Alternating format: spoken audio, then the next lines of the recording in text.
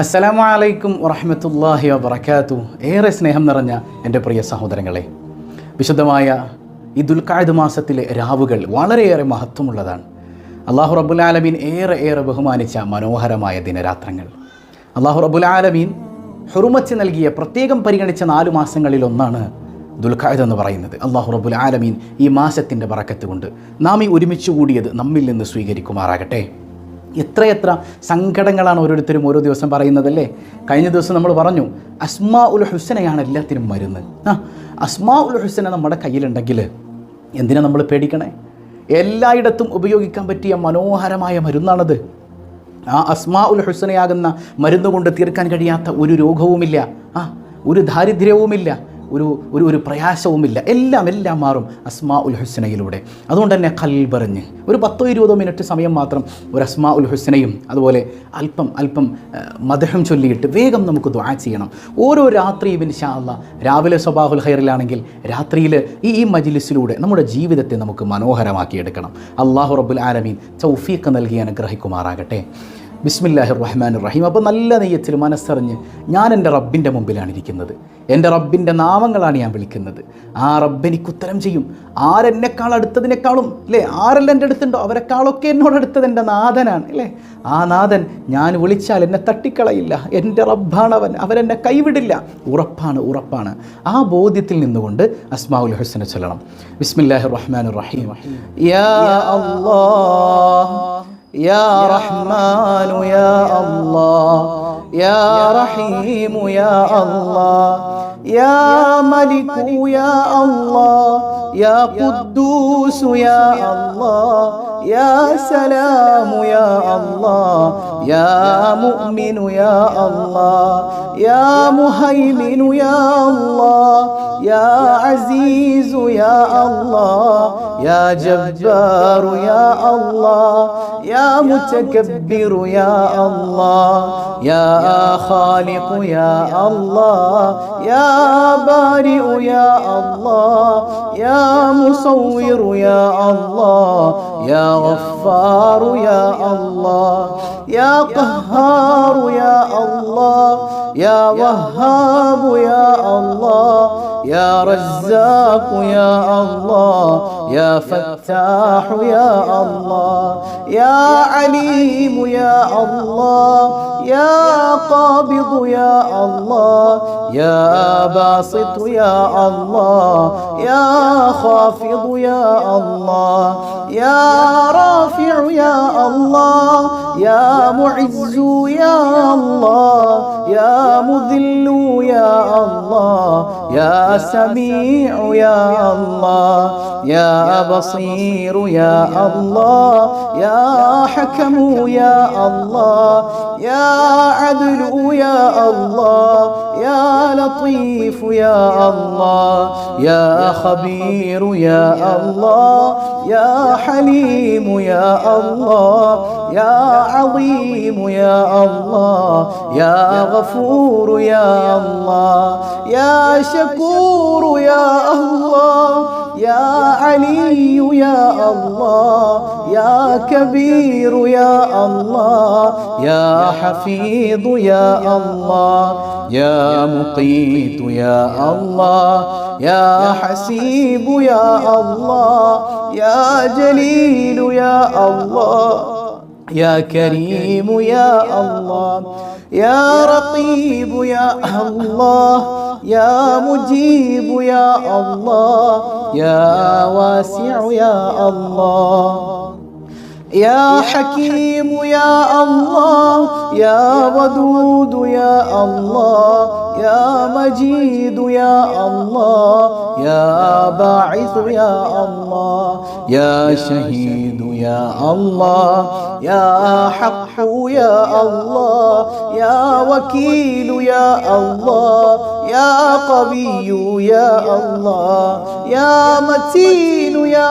അല്ലാഹ് യാ വലിയ്യു يا الله يا حميد يا الله يا محصي يا الله يا مبدئ يا الله يا معيد يا الله يا محيي يا الله يا مميت يا الله يا حي يا الله يا قيوم يا الله يا واجد يا الله يا ماجد يا الله يا واحد يا الله يا أحد يا الله يا صمد يا الله يا قادر يا الله يا مقتدر يا الله يا مقدم يا الله يا مؤخر يا الله يا أول يا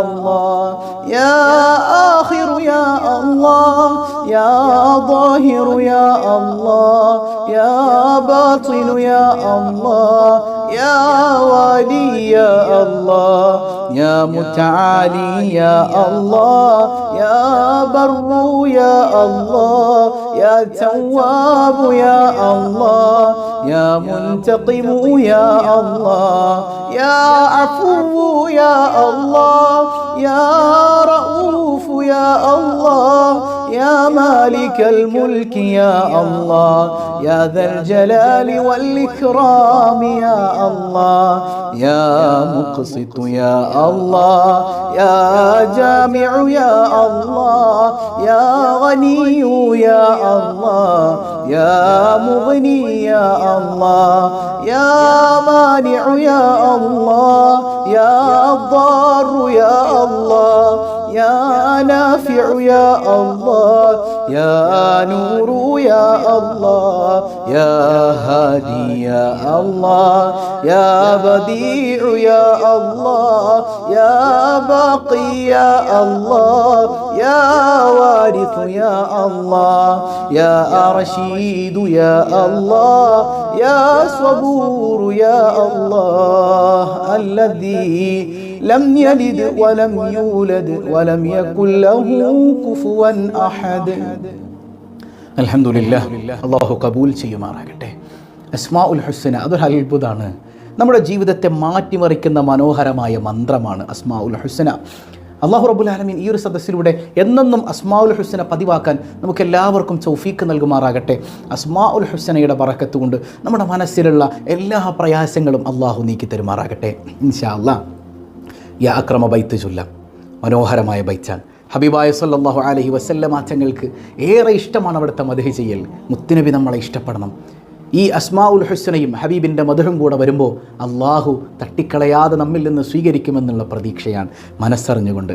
യാ അക്രമൽ ഖൽഖി മാ ലിമൻ അലൂദു ബിഹി സിവാക ഇൻദ ഹുലൂലിൽ ഹദീസിൽ ആബിമി مولاي صل وسلم دائما أبدا على حبيبك خير الخلق كلهم ولن يضيق رسول الله جاهك بي إذا الكريم تحالى باسم منتقم مولاي صل وسلم دائما أبدا على حبيبك خير الخلق كلهم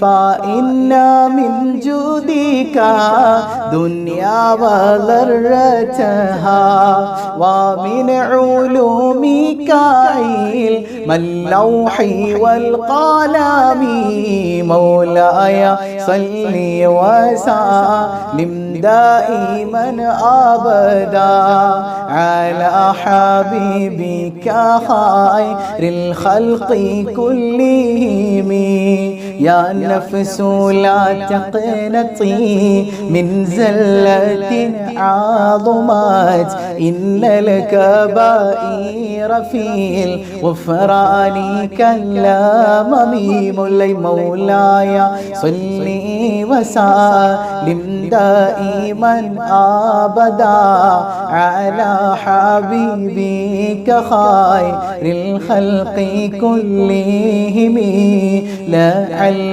رحمة ربي حين يقسمها تأتي على حسب العصيان في القسم مولاي صلي وسلم دائما أبدا على حبيبك خير الخلق كلهم يا ربي واجعل رجائي غير منعكس لديك واجعل حسابي غير منخرم مولاي صلي وسلم دائما أبدا على حبيبك خير الخلق كلهم والتف بعبدك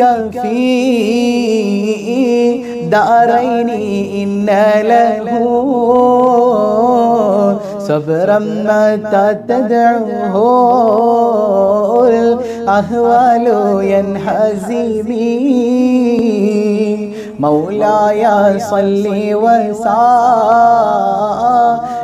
دائما أبدا على حبيبك خير الخلق كلهم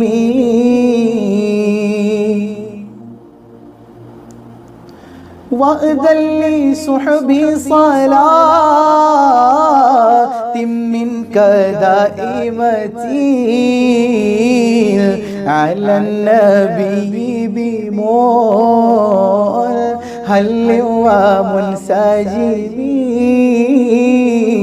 مولاي صل وسلم دائما أبدا على حبيبك خير الخلق كلهم والآل والصحب ثم التابعين لهم أهل التقى والنقاء والحلم والكرم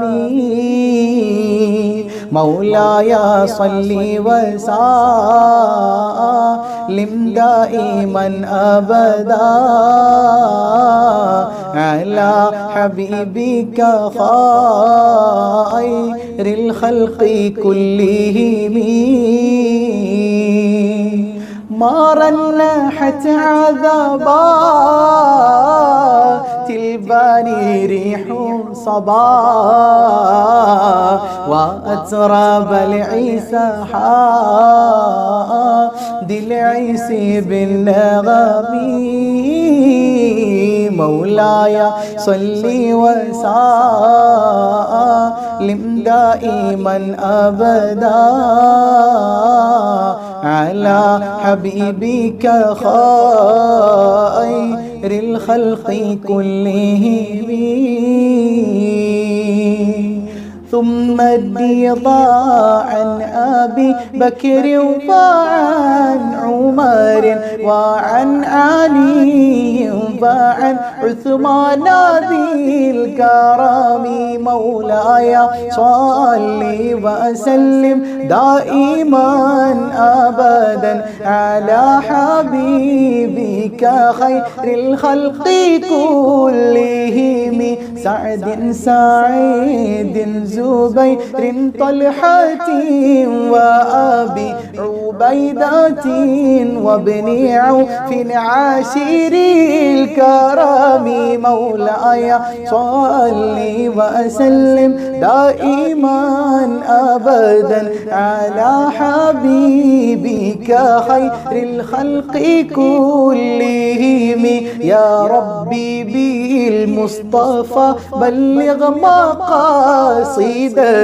واغفر لنا ما مضى يا واسع الكرم مولاي صل وسلم دائما أبدا على حبيبك خير الخلق كلهم.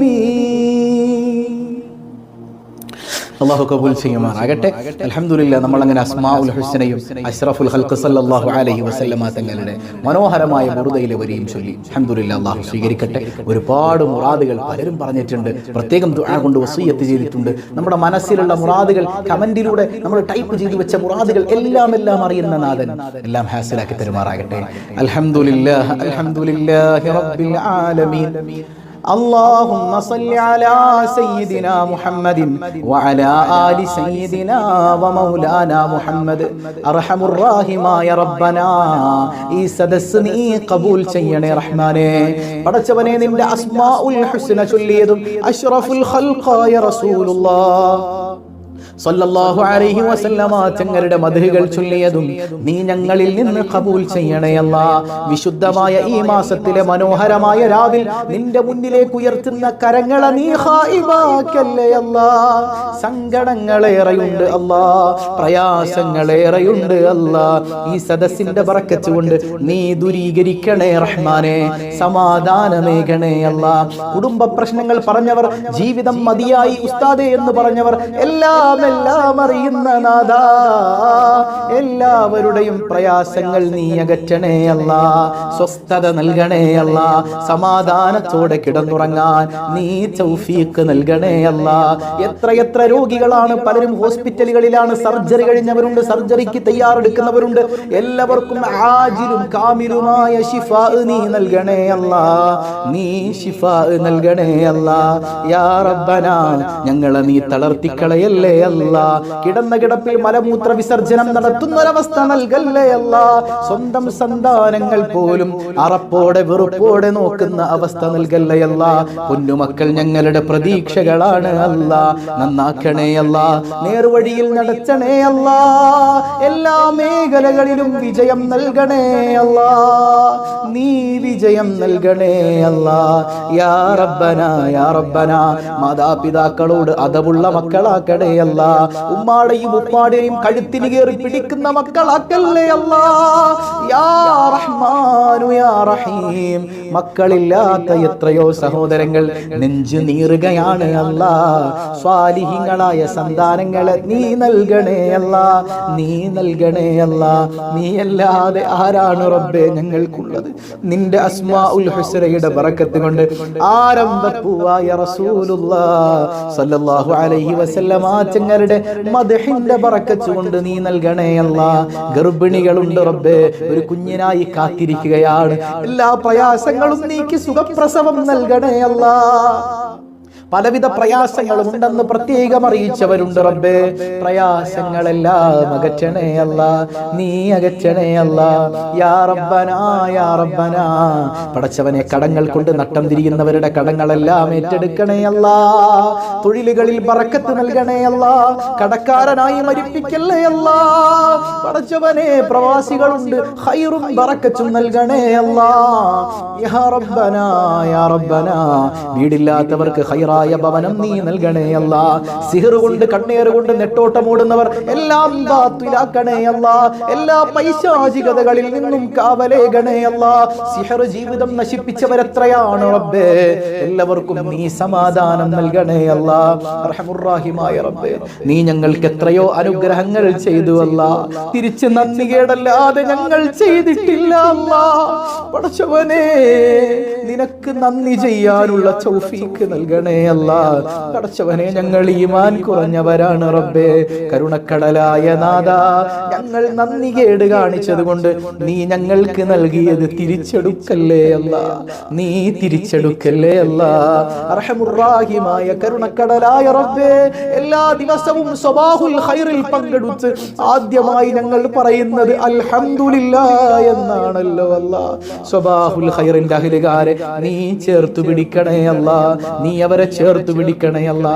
മറ്റുള്ളവരിലേക്ക് എത്തിച്ചു കൊടുക്കുന്നവർ, അതിനുവേണ്ടി ഓടി നടക്കുന്നവർ, യാ റബ്ബനാ സ്വബാഹുൽ ഖൈറിനെ നീ നിലനിർത്തണേ അല്ലാ. ആ സദസ്സിലൂടെ ഒരുപാട് ആളുകൾ ജീവിതത്തിലേക്ക് തിരിച്ചു വന്നിട്ടുണ്ട്. എല്ലാവർക്കും നീ സന്തോഷവും സമാധാനവും നൽകണേ അല്ലാ. പടച്ചവനെ, മരിക്കുന്നതിന് മുൻപ് മക്കം ഒന്ന് കാണാൻ, നിന്റെ പരിശുദ്ധമായ ഭൂമിയിൽ വന്നണയാൻ, കഅബാലയം ഒന്ന് തവാഫ് ചെയ്യാൻ ആരംഭപ്പൂവായ റസൂലുള്ളാഹ് സ്വല്ലല്ലാഹു അലൈഹി വസല്ലമ തങ്ങളുടെ മദീന മണ്ണിലൊന്നിരിക്കാൻ, അവിടത്തോട് സലാം പറയാൻ നീ തൗഫീഖ് നൽകണേ അല്ലാ. ഇത്തവണ ഹജ്ജിന് പോകുന്നവരുണ്ട്, യാത്രയെല്ലാം നീ എളുപ്പമാക്കണേ അല്ലാ. ഞങ്ങൾക്കും പറയാവർത്ത് നീ അവസരം നൽകണേ അല്ലാ, നീ കൈവെടിയല്ലേ അല്ലാ. ഞങ്ങളിൽ നിന്ന് മൺമറഞ്ഞ പലരും ഖബറിലാണ് റബ്ബേ, മഗ്ഫിറത്ത് നൽകണേ അല്ലാ, മർഹമത്ത് നൽകണേ അല്ലാ. എപ്പോഴാണ് ഞങ്ങൾ മരിക്കുന്നതെന്നറിയില്ല അല്ലാ. ഈമാൻ സലാമത്താക്കണേ അല്ലാ, ഈമാൻ സലാമത്താക്കണേ അല്ലാ. ഈമാനില്ലാത്ത മുനാഫിക്കുകളിൽ പെടുത്തല്ലേ അല്ലാ. പടച്ചവനെ, ഞങ്ങളെയും ഞങ്ങളിൽ നിന്ന് മൺമറഞ്ഞവരെയും ആരംഭപ്പൂവായ റസൂലുള്ളാഹ് സ്വല്ലല്ലാഹു അലൈഹി വസല്ലമ തങ്ങളോടൊപ്പം ഒരുമിപ്പിക്കണേ അല്ലാ. ഈ ദുനിയാവിൽ തന്നെ ഇതെന്തൊരു ചൂടാണ് റബ്ബേ, എത്രയോ ഇരട്ടി ഞങ്ങളുടെ തലക്ക് മുകളിൽ സൂര്യനെ ഉദിപ്പിക്കുന്ന മഹ്ശറാവൻ സഭയിൽ ഞങ്ങൾ വന്നു നിൽക്കുമ്പോൾ ഈ അസ്മാഉൽ ഹുസ്നയുടെ ബറക്കത്ത് കൊണ്ട് നിന്റെ കാരുണ്യത്തിന്റെ നോട്ടം നൽകണേ അല്ലാ. ഈ ചൊല്ലിയ ബുർദയുടെ ബറക്കത്ത് കൊണ്ട് ആരംഭപ്പൂവായ റസൂലുള്ളാഹ് സ്വല്ലല്ലാഹു അലൈഹി വസല്ലമ തങ്ങളുടെ തിരുനോട്ടം നൽകണേ അല്ലാ. ബിഹഖി പടച്ചവനെ,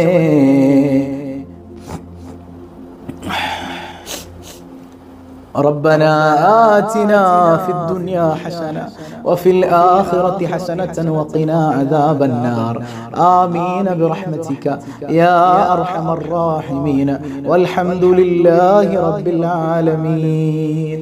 അള്ളാഹു കബൂൽ ചെയ്യുമാറാകട്ടെ. അപ്പോൾ കൃത്യം 6 മണിക്ക് നടക്കുന്ന നമ്മുടെ സ്വബാഹുൽ ഖൈറിൽ കൃത്യമായിട്ട് പങ്കെടുക്കാൻ, ജീവിതത്തിൽ മാറ്റങ്ങൾ വരുത്താൻ അള്ളാഹു തൗഫീഖ് നൽകട്ടെ. അതോടൊപ്പം നമ്മുടെ മജ്ലിസിലേക്ക് പല ഘട്ടങ്ങളിൽ ഹദിയ ചെയ്യുന്നവർ, റമദാനിൽ ഒരുപാട് സാന്ത്വന പ്രവർത്തനങ്ങൾ നമുക്ക് ചെയ്യാൻ പറ്റിയിട്ടുണ്ട്. ഇപ്പോഴും ഹദിയകൾ ചെയ്യുന്ന ധാരാളം ആളുകളുണ്ട്. ഒരുപാട് നന്മകൾ നമുക്ക് ചെയ്യണം. അള്ളാഹു എല്ലാവരുടെയും പ്രയാസങ്ങൾ ദൂരീകരിക്കുമാറാകട്ടെ. ബിഹഖി സ്വല്ലല്ലാഹു അലാ മുഹമ്മദ് സ്വല്ലല്ലാഹു അലൈഹി വസല്ലം, സ്വല്ലല്ലാഹു അലാ മുഹമ്മദ് സ്വല്ലല്ലാഹു അലൈഹി വസല്ലം. അല്ലാഹുമ്മ സ്വല്ലി അലാ മുഹമ്മദ് യാ റബ്ബി സ്വല്ലി അലൈഹി വസല്ലം. വസ്സലാമു അലൈക്കും വറഹ്മത്തുള്ളാഹി.